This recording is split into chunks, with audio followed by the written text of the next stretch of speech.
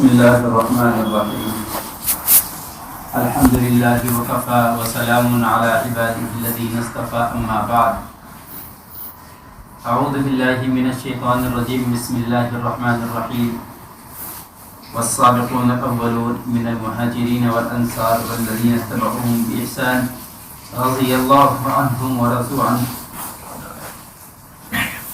وقال النبي صلى الله عليه وسلم لو كان بعدي نبي لكان عمر سبحان ربك رب العزة عما يصفون وسلام على المرسلين والحمد لله رب العالمين اللهم صل على محمد وعلى آل محمد كما صليت على إبراهيم وعلى آل إبراهيم إنك حميد مجيد اللهم بارك على محمد وعلى آل محمد كما باركت على إبراهيم وعلى آل إبراهيم إنك حميد مجيد. یہ جو مہینہ ہے آج محرم الحرام کی 2 تاریخ ہے اور یہ جو ہجری سال چل رہا ہے 1445 سال شروع ہو گیا، 44 ختم ہوا اور 45واں لگ گیا ہے. ہجری سال جو ہوتا ہے جس کو قمری سال بھی کہا جاتا ہے، قمری مہینے کے اعتبار سے چاند کے حساب سے یہ ہجری سال کا شمار ہجری مہینوں کا شمار ہوتا ہے. اس کے بھی 12 مہینے ہیں. اس کی ابتدا جو ہوتی ہے محرم سے ہوتی ہے اور ختم جو ہوتا ہے ذی الحجہ پر ختم ہوتا ہے، حج کے مہینے میں ختم ہوتا ہے. یہ 12 مہینوں کے اندر 4 مہینے جو ہیں اربعۃ حرم کہلاتے ہیں، یعنی احترام والے مہینے، باعث شرف مہینے، جس میں جاہلیت کے دور کے اندر بھی جبکہ ان کی لڑائیاں، ان کی دشمنیاں خاندانی چلا کرتی تھی. باپ مرتا بیٹے کو وصیت کر جاتا، بیٹا مرتا باپ کو وصیت کر جاتا، فلاں بہانے کے اندر، چھوٹے چھوٹے بہانوں کے اندر. پہلے کئی بار کہا تھا عکاظ بازار کے اندر صرف ایک شخص نے اپنے پیر کو پھیلایا اور کہا کہ ہے کوئی بہادر جو اس پیر کو فولڈ کر دے. بس دوسرا قبیلہ والا گزر رہا تھا، اس قبیلے والے نے کہا یہ اس کی اتنی ہمت میرے سامنے یہ اپنے پیر کو پھیلا کر کے دعویٰ کرتا ہے. ہاتھ میں کلہاڑی تھی یا ہاتھ میں تلوار تھی، اس پیر کو کاٹا اور الگ کر دیا. اب اس خاندان والے اس کو قتل کر دیا، اس کے خاندان والے. اب یہ جو ان کی لڑائیاں تھی یہ تقریباً صدیوں لڑائیاں چلی تھی. تو معمولی بہانے پر دشمنیاں پیدا ہوتی تو سمجھوتا نہیں ہوتا تھا، یہ خاندانی چلا کرتی تھی. لیکن وہ ایسے خاندانی موقع پر بھی جب 4 مہینے آیا کرتے تو ان میں تھوڑا سا وہ سمجھ جاتے تھے. وہ ان مہینوں کو، حج کے مہینوں کو، یہ محرم کے مہینوں کو باعث تکریم سمجھا کرتے تھے. تو یہ محرم کا مہینہ ہے. ہم اور آپ اچھی طرح جانتے ہیں محرم کے مہینے کے اندر بہت بڑا مشہور واقعہ ہوا، کربلا کا میدان. سیدنا حضرت حسین رضی اللہ تعالی عنہ کی مظلومانہ شہادت. آپ نے اعلاء کلمت اللہ کے لیے، اللہ کے کلمے کو بلند کرنے کے لیے 10 محرم کے دن کربلا کے میدان کے اندر اپنے آخری خون کو بہایا. تو بڑی لمبی تاریخ ہے اور محرم کے موقع پر عموماً اسی ٹاپک کے اوپر اکثر بیانات ہوتے ہیں. لیکن میرے بھائیوں، سیدنا حضرت حسین کی شہادت سے پہلے بھی اسلام میں ایک نمایاں شخصیت کی شہادت ہوئی ہے جو 1 محرم الحرام کو ہوئی تھی، جو کل کا دن گزر گیا. 1 محرم الحرام کو وہ قائد، وہ لیڈر، وہ رہنما، وہ حکمراں کہ رہتی دنیا تک نہ اس سے پہلے نہ ان کے بعد ایسی حکمرانی نہ کسی کو ملی ہے، نہ اب وہ عدل و انصاف کی کسی سے امید کی جا سکتی ہے. وہ عدل و انصاف سیدنا عمر فاروق رضی اللہ تعالیٰ عنہ. بڑے فضائل حضرت عمر رضی اللہ تعالیٰ عنہ کے آئے ہیں. تمام صحابہ مرید صحابہ، لیکن حضرت عمر رضی اللہ تعالیٰ عنہ مرید بھی مراد بھی، آپ کو اللہ تبارک و تعالیٰ سے اللہ کے نبی نے مانگ کر لیا، اللہم اعز الاسلام والمسلمین بالعمر بن خطاب رضی اللہ تعالیٰ، یہ اللہ اسلام کو، دین کو تقویت دے، عزت دے عمر کے اسلام لانے سے۔ کہ اگر عمر اسلام لائے گا، عمر دائرہ اسلام میں داخل ہوگا تو دین کو ایک قوت ملے گی، کیونکہ آپ جس خاندان سے تھے بڑے بہادر خاندان سے تھے، پہلوان گیری، پڑھنے لکھنے کا مزاج اور سرداری کا مزاج، اور لوگوں کے اندر ایک رعب اور دبدبا جو آپ کے خاندان کا تھا اور خاندانوں سے نمایاں تھا۔ اسی وجہ سے 5 سال تک اتنے بڑے بڑے سرداران تھے، لیکن کسی سردار کی یہ ہمت نہیں ہوئی کہ حضور سے جا کر کے آنکھ سے آنکھ ملا کر کے بحث و مباحثہ کرتے، حضور سے جا کر کے ان کے دین کے متعلق کچھ لب لہجے میں، سخت لہجے میں بات کرتے۔ تکلیف جسمانی تھی ہے، لیکن سامنے آ کر کے کسی کو ہمت نہیں ہوتی تھی کہ آپ کا مقابلہ کرنا۔ 5 سال تک سب نے حضرت عمر رضی اللہ تعالیٰ عنہ کو تیار کیا، کیونکہ کفار مکہ مانتے تھے اگر اس کام کو کوئی کر سکتا ہے تو وہ صرف واحد شخص ہے جو عمر رضی اللہ تعالیٰ عنہ تیار کر دیا کہ کام تمام کر دو۔ حضرت عمر رضی اللہ تعالیٰ بار کفار مکہ بار کہتے ہیں، یار عمر تمہارے اندر وہ حیثیت ہے، تمہارے اندر وہ صلاحیت ہے، تو تم اس کا مقابلہ کر سکتے ہو، تم خاندانی ہو، تم بہادر ہو۔ اللہ کے نبی فرمایا تھا عمر جس راستے سے گزرتا ہے شیطان بھی اس راستے سے نہیں گزرتا۔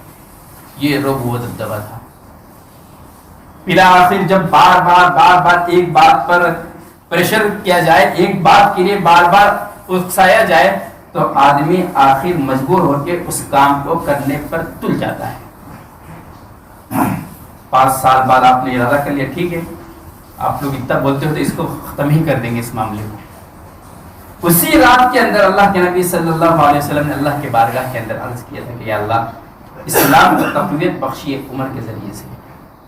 2 عمر کا نام لیا تھا، بعض روایت کے اندر 1 عمر کا نام لیا تھا عمر بن خطاب کا، 2 عمر کا نام لیا تھا عمر بن خطاب، عمر بن ہشام جسے ابو جہل کہتے ہیں، لیکن اللہ نے اس کے مقدر میں ایمان نہیں رکھا۔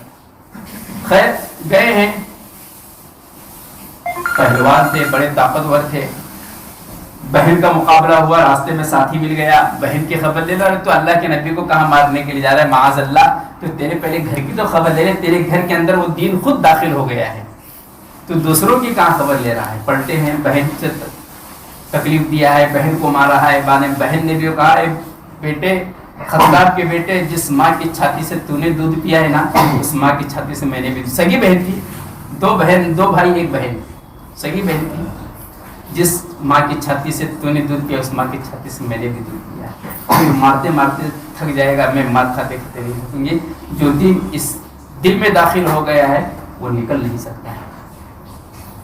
جب غصہ ٹھنڈا ہوا، بات کرنے کا انداز تبدیل ہوا، کیا پڑھ رہے تھے وہ تو دکھاؤ، کیا ہے یہ سب لوگ چھپا کے، کیونکہ ابھی تک کھلے عام دعوت نہیں دی جا رہی تھی، چھپ کر کے قرآن کی تعلیم دی جاتی تھی، چھپ کر کے نماز پڑھی جاتی تھی۔ ارے دکھاؤ تو صحیح کیا ہے، تم اتنا مار کھانے پر تلی ہو لیکن اپنے دین سے نہیں پھر رہی، کیا ہے وہ تو دکھاؤ۔ کہا نہیں بھائی آپ پہلے ناپاک، آپ وضو کرو، غسل کرو۔ بھائی نے غسل کیا ہے، وہ کاغذ کا ٹکڑا دیا، طٰہٰ مَا أَنزَلْنَا عَلَيْكَ الْقُرْآنَ لِتَشْقَىٰ إِلَّا تَذْكِرَةً لِمَن يَخْشَىٰ الرحمن علی العرش استوى له ما في السماء۔ اللہ تبارک و تعالیٰ کی کبریائی کون بنایا، یہ زمین یہ دھرتی کون بنایا، انسان کو کون بنایا، یہ سارے مخلوقات، یہ چاند سورج کے نکلنے کا نظام کون چلا رہا ہے، وہی واحد الرحمن علی العرش استوى۔ اننی انا اللہ لا الہ الا انا فاعبدنی، کہ میں ہی وہ اللہ ہوں، میرے علاوہ کسی کو پرستش مت کرو، میرے علاوہ کسی کے سامنے گردن کو نہ جھکاؤ۔ چند آیتوں کا پڑھنا تھا حضرت عمر رضی اللہ تعالیٰ عنہ کا، جو پریشر تھا وہ کم گزر گیا۔ اللہ کے نبی کے دربار میں آئے، اللہ کے نبی کو جبریل امین نے حکم دے دیا کہ عمر پہلے گردن لینے آ رہے تھے، اب گردن جھکا کے آ رہے ہیں۔ اللہ کے نبی نے استقبال کیا اور حضرت عمر رضی اللہ تعالیٰ عنہ کو گلے سے لگایا. گلے سے لگانے کے بعد ہلکا سا جو دبایا ہے، حضرت عمر رضی اللہ تعالیٰ عنہ کہتے تھے اگر اللہ کے نبی میرے کو تھوڑی دیر اور تھوڑا سا پکڑتے تو عمر کی جان چلی جاتی تھی. اسی سے کہتے ہیں کہ ایک نبی کو جو ہوتی ہے جنت کے 40 مردوں کی طاقت ایک نبی کو دی جاتی ہے، اور جنت کا ایک مرد دنیا کے اس وقت کے 40 پہلوانوں کی طاقت رکھتا ہے. تو خیر آپ کو ایمان قبول کیا گیا، آپ نے ایمان لائے. ایمان لانے کے بعد وہ جو چھپ کر کے عبادت ہوتی تھی وہ سب ختم ہوئی. وہ جو دار الندوہ کے اندر وہ قریش مکہ انتظار کر رہے تھے کہ اب گردن آئے گی، اب گردن آئے گی، معاذ اللہ عمر گردن لے کر کے آئیں گے. تو دیکھو تو عمر تو اپنے ساتھ پوری فوج کو لے کر کے آئے اور تلوار باہر نکلی. جو تلوار نبی پہ نکلی تھی وہ تلوار دشمنان مکہ پہ نکلی، کفار مکہ پہ نکلی ہے کہ اگر کسی کو اپنی ماں کو یتیم، اپنے بچوں کو یتیم کرنا ہو، بیوی کو بیوہ کرنا ہو، ماں باپ کا سہارا اٹھانا ہو، آ جائے عمر کے مقابلے میں اب روک کر کے دکھائے مسلمانوں کو کھلے عام عبادت کرنے سے. تو یہاں سے جو عمر رضی اللہ تعالیٰ عنہ کی بلندی ہوئی ہے میرے بھائیوں، حضرت عمر رضی اللہ تعالیٰ عنہ نے اپنے 10 سالہ دور حکومت کے اندر، آپ کے بعد پوری زندگی آپ کی حضور کے ساتھ گزری ہے. بعد میں حضرت ابو بکر کا دور آیا. حضرت ابو بکر کے دنیا سے چلے جانے کے بعد آپ نے اپنے نائب پر، اپنے ممبر پر، اپنے عہدے کے اوپر حضرت عمر فاروق رضی اللہ تعالیٰ عنہ کو بٹھایا ہے.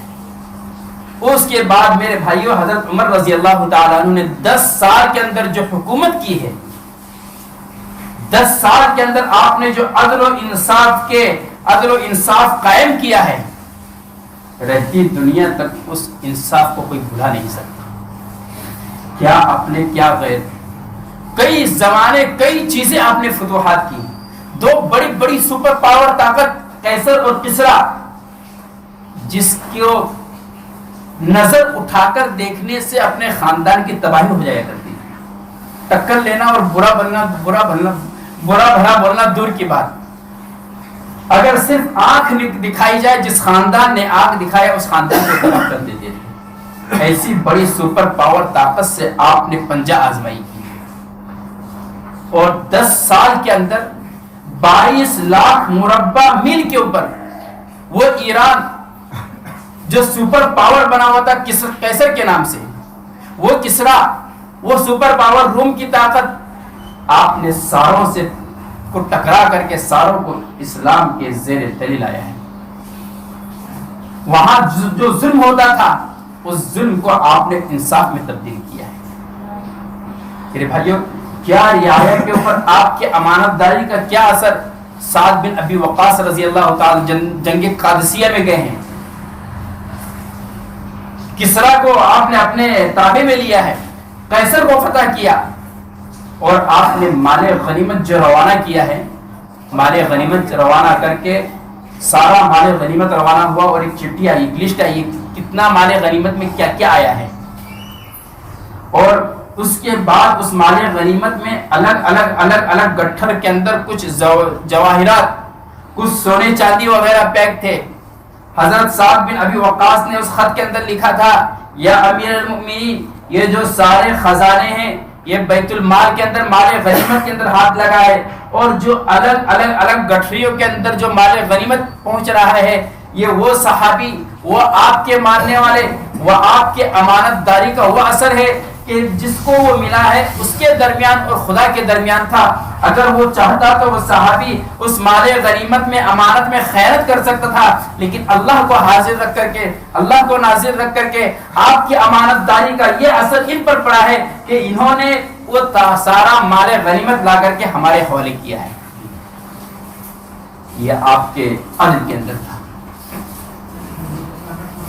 راتوں کو سونا کم، راتوں کو دن بھر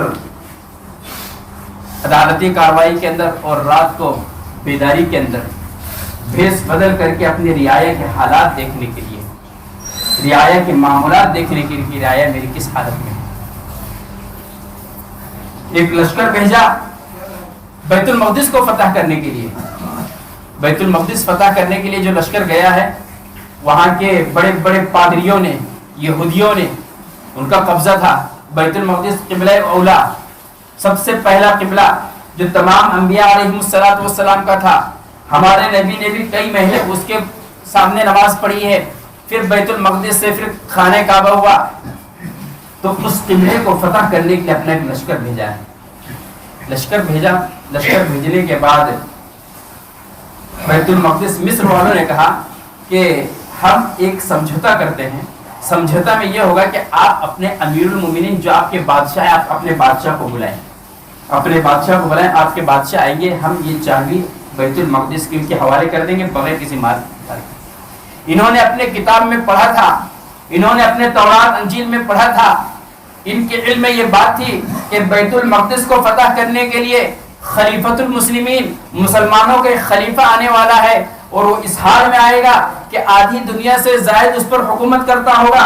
وہ اس حال میں آئے گا کہ قیصر اور کسریٰ کے تخت کو پلٹ دے گا، ایران کو اپنے اسلام کے پرچم کے اوپر لہرا دے گا، ایران کے اوپر اسلامی پرچم لہرانے والا.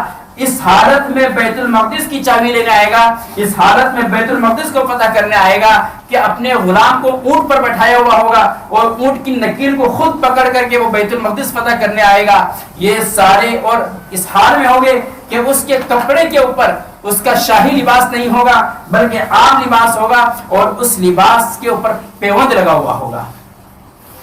انہوں نے کہا کہ اگر اس ساری بشارتوں کے ساتھ یہ امیر المومنین ہوگا تو ہم ان کے ہاتھ میں بیت المقدس کی چابی دے دیں گے، اگر نہیں ہوگا تو پھر ہم ان سے مٹبھیڑ کریں گے. امیر المومنین نے یہ پیغام پہنچا امیر المومنین کو کہ اس طرح سے بیت المقدس کی چابی ہاتھ میں ہینڈ اوور کریں گے، لیکن شرط یہ ہے کہ امیر المومنین خود آئے. امیر المومنین نے اپنے خادم کو لیا جس کا نام اسلم تھا. آپ نے بیت المال سے نہیں، اپنے ذاتی ایک سواری لی، ایک اونٹ لیا. کہاں سے کہاں کا سفر ہے؟ بیت مکہ مدینہ سے لے کر کے عرب سے لے کر کے فلسطین تک کا سفر ہے. گاؤں سے گاؤں نہیں، شہر سے شہر نہیں، ایک گلی سے دوسری گلی نہیں، اتنا لمبا سفر اور صرف ایک اونٹ، کوئی شاہی سواری نہیں. اور اسلم کو کہا کہ تو میں ہیں، دونوں کے درمیان ایک اونٹ رکھیں گے، تھوڑے وقفے پہ تیری باری، تو سوار ہو جانا، میں نکیل پکڑوں گا، تھوڑی بات میں سوار ہو جاؤں گا. میرے بھائیو کون ہے یہ؟ سارے آدھی دنیا پر حکومت کرنے والا. اسی حال میں ایک سواری دو مسافر چلے ہیں بیت المقدس کی طرف. جب بیت المقدس قریب آیا تھا اس وقت سوار ہونے کا جو نمبر آیا تھا یہ غلام اسلم کا نمبر آیا تھا. غلام نے عرض کیا امیر المومنین سامنے بیت المقدس ہے، میری باری پہ آپ سوار ہو جائے، میں ایک نکیل پکڑ کے چلتا ہوں. تو نہیں، تیری باری ہے، تو ہی اس وقت بیٹھے گا اور عمر نکیل پکڑ کے چلے گا. میرے بھائیوں جتنی صفات سارے تورات کے انجیل کے بڑے بڑے عالم ایک ایک چیزوں کو پڑھتے تھے، عمر رضی اللہ تعالیٰ عنہ کی زندگی کو ایک ایک کھنگالتے تھے، اور بلا آخر یہ بات کہنے پر یہی وہ اسلام کا واحد حکمراں ہے جو اس دھرتی کے اوپر انصاف کو قائم کرنے کی صلاحیت رکھتا ہے. بیت المقدس کی چابی آپ کے حوالے کیا تھا. یہ وہ حکمراں ہے. کوئی پہرے دار نہیں ہوتا تھا، کوئی دربار نہیں، کوئی اپنا شاہی محل نہیں. یہودیوں کا ایک بار قاصد آیا تھا، قیصر اور کسریٰ فتح ہونے سے پہلے آیا اور کہا ایلچی آیا ہے، میں شاہ ایران سے آیا ہوں، میں ایران حکومت کی طرف سے نمائندہ بن کر آیا ہوں، ہمارے امیر المومنین سے ملاقات کرنا ہے. امیر المومنین کا محل کہاں ہے؟ بولے یہاں ہمارا امیر المومنین کا کوئی محل وحل نہیں ہے. کہاں ہے؟ تو دیکھو یہ فلاں پہاڑی ہے، اس کے اوپر بیت المال کے اونٹ ہیں، وہ اونٹ کی رکھوالی کرتا ہوگا، یا پھر مسجد نبوی وہاں پر ہوگا. دو جگہ سے تیسری جگہ کہیں نہیں ہے اس کا. مسجد قریب تھی، مسجد میں دیکھا کہیں نظر نہیں آیا. تو دیکھا کہ وہ اونٹ وہاں پہ ہیں اور ایک درخت ہے، درخت کے نیچے لیٹا ہوا ہے کوئی آدمی ہے، اور سر کے نیچے کچی اینٹ ہے اور اس کے سہارے لے بہترین میٹھی نیند سو رہا ہے.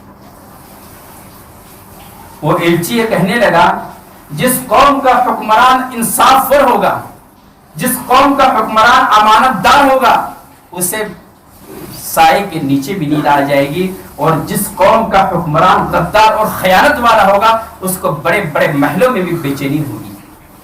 یہ وہ ایلچی لکھتا ہے. میرے بھائیو کیا امیر المؤمنین رضی اللہ تعالیٰ عنہ ان کے جو 10 سالہ حکومت گزری ہے، کیا آپ کا عدل و انصاف، آپ کا کیا جذبہ تھا؟ کہتے تھے کہ اگر دریائے فرات عراق کے دریائے فرات کے اس جانب بھی اگر ایک کتا پیاسا مر جاتا ہے، ایک کتا مظلوم مر جاتا ہے، تو عمر کو یہ ڈر ہوتا ہے جنت میں جانے سے رکاوٹ نہ بن جائے۔ ایک پلیا بنائی تھی، ایک پلیا کے اوپر ایک بکری چلتے چلتے پلیا کے اندر درار پیدا ہو گئی تھی، ایک پلیا کے اوپر اس بکری کو چلتے چلتے اس کا پیر پلیا میں دھسا، وہ آگے گئی، اس کا پیر زخمی ہو گیا۔ رات بھر امیر المومنین روتے تھے اس بات کو لے کر کے کہیں اللہ تبارک و تعالی یہ سوال نہ کر لے، اے امیر المومنین تیری دور حکومت کے اندر تو کیسی پلیا بناوایا تھا کہ ایک پلیے کی وجہ سے ایک بے جان جانور کی، ایک بکری کو زخم پہنچا ہے، ایک بکری کے پیر میں زخم آیا ہے۔ اس بات کو سوچ کر رویا کرتے ہیں۔ میرے بھائیوں، یہ کل 10 محرم، کل 1 محرم کا دن تھا جس دن آپ کی شہادت ہوئی ہے۔ بڑے تفصیلی قرآن میں کئی جگہ اللہ تبارک و تعالی نے، ادھر امیر المومنین نے اللہ کے نبی صلی اللہ علیہ وسلم کو مشورہ دیا، یا رسول اللہ یہ کام اس طرح سے ہونا چاہیے۔ اللہ تبارک و تعالی نے امیر حضرت عمر رضی اللہ تعالیٰ عنہ کے منشے کے مطابق قرآن پاک میں کئی جگہ آیتیں اتاری ہیں۔ ادھر منشا ہوا، ادھر اللہ تبارک و تعالی نے وحی اتاری ہے، جیسا عمر کہتا ہے یہی صحیح ہے۔ میرے بھائیو، جب بڑے واقعات ہیں کیا بیان کیا جائے، کیا چھوڑا جائے۔ خیر، چھوٹا سا پس منظر جب انتقال ہو رہا تھا آپ کا، ایک مجوسی تھا، ابو لولو مجوسی، یہ مدینہ کے اندر نیزہ وغیرہ بنایا کرتا تھا، نیزہ، ہتھیار اور پتھر کے اوپر مورتیاں بنایا کرتا تھا، نقاش تھا، نقش نکالا کرتا تھا، یہ مجوسی تھا۔ چونکہ آپ نے مجوسیوں کے بڑے بڑے تخت کو پلٹا تھا، تو ان مجوسیوں نے اس کو نمائندہ بنا کر کے کسی طرح مدینہ کے اندر بھیجا تھا، اور اس کے اندر صرف ایک بات کی کو ڈالا تھا کہ موقع ملتے ہی کسی طرح بھی امیر المومنین کو ختم کرنا ہے، کیونکہ آپ کی حکومت کچھ دن اور چلتی تھی تو ساری دنیا کے اوپر اسلامی پرچم لہرا جاتا تھا۔ اب مجوسی آیا، کچھ کاروبار کرنا شروع کیا، یہی نیزے کا کاروبار۔ امیر المومنین ایک مرتبہ گزر رہے تھے، پوچھا کہ تم ابو لولو ہو؟ ہاں جی ابو لولو، کیا کرتے ہو؟ جی میرا پیشہ ہے، میں زہر میں بھوجے ہوئے نیزے بناتا ہوں، اور جو زہر میں بھوجا ہوا نیزہ ہوتا ہے ہلکا سا جسم کو خراش بھی پار دے تو وہ موت کا ذریعہ بن جاتا ہے۔ تو امیر المومنین نے کہا کہ میرے لیے بھی ایک نیزہ بنا سکتے ہو؟ تو اس نے ایک الفاظ یہ کہا، ہاں امیر المومنین، آپ کو ایسا نیزہ بنا کے دوں گا، ایسا نیزہ دوں گا جو مشرق سے لے کے مغرب تک ساری دنیا وہ یاد رکھے گی۔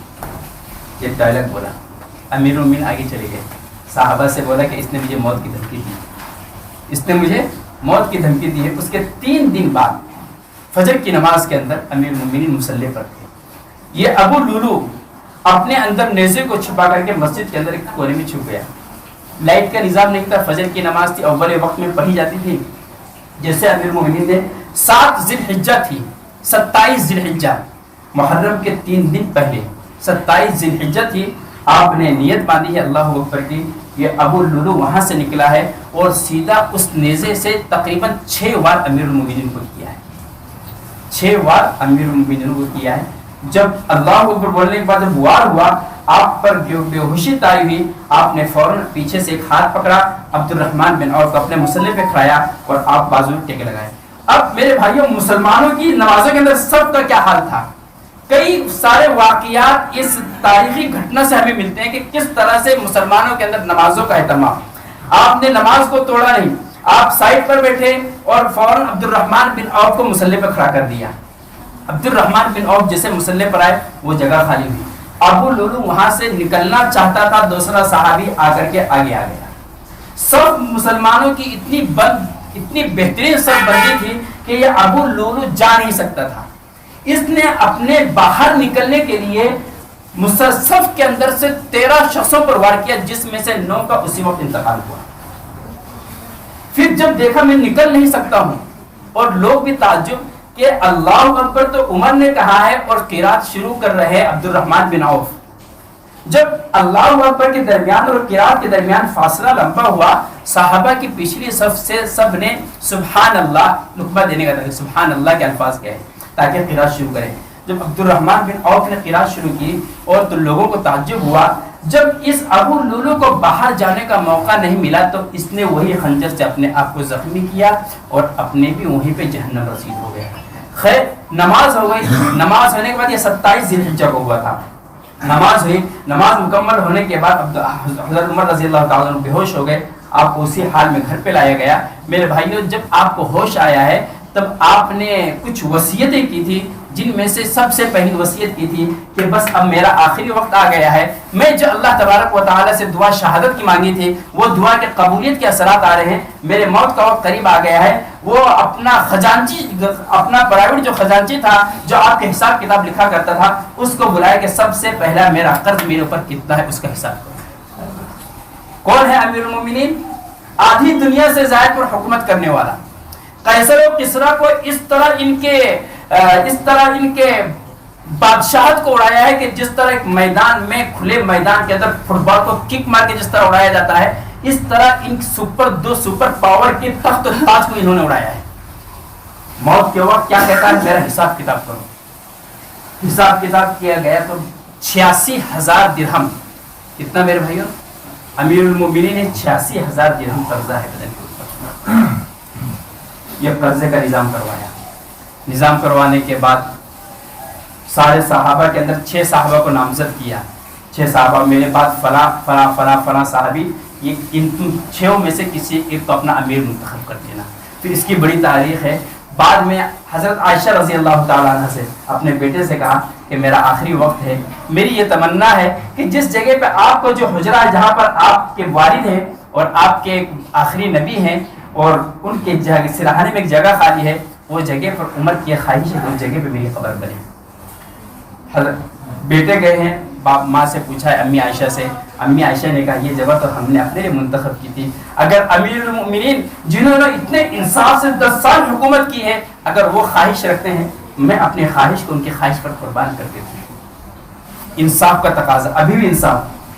بیٹے نے آگے کہا والد صاحب امی نے اجازت دے دی. پھر کہا نہیں, یہ اجازت قابل قبول نہیں, میں مر جاؤں, ہو سکتا ہے میں بھی حیات ہوں, زخمی حالت میں ہوں تو مجھ پر ترس کھائے, جب میرا انتقال ہو جائے تو میرے جنازے کو وہاں دفنانے سے پہلے ایک مرتبہ اور پرمیشن لے لینا.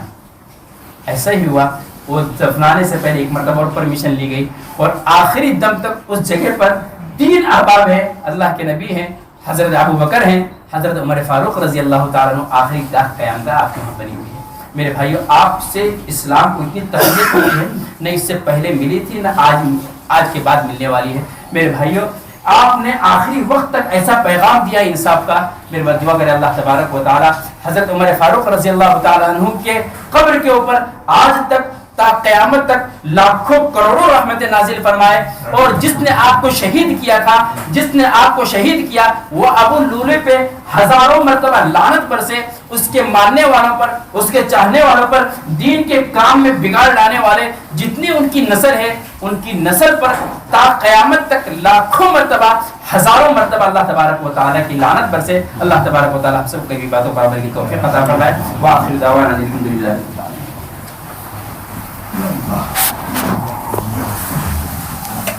چلو